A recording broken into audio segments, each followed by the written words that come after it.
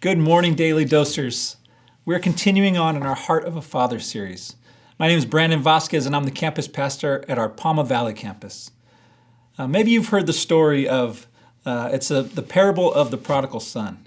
And I'm not going to read all the verses to you because there's quite a few verses, but if you want to, a little later, it's in Luke 15, verses 11 through 32. But I'm going to give you a snapshot of what happens if you haven't heard this parable before. So there's two sons and there's a father, and the younger son is asking the father for his inheritance while the father is still breathing, which is kind of crazy, right? Like usually you get your inheritance after someone has passed away, but he asks for his inheritance and the father grants him his inheritance. And then it says he goes off into a distant land and squanders his wealth in wild living.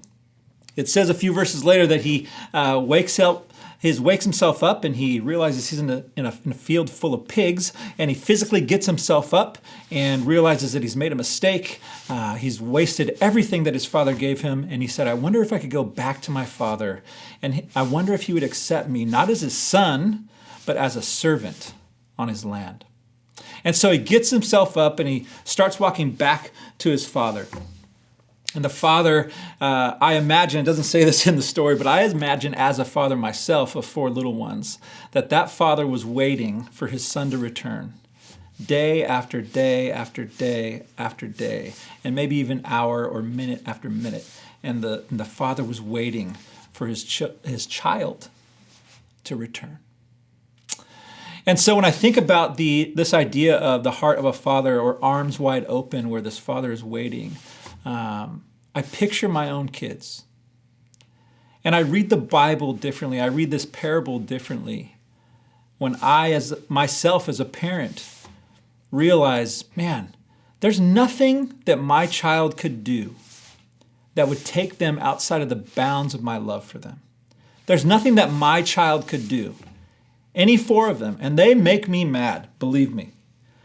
They put me to my wits' end, but there is nothing that I can imagine them doing, even as they grow into adulthood, that would take them outside of the bounds of my love for them. I will always love them. I will always accept them. I will always have arms wide open for my kids, no matter how long it takes for them to come back to their senses.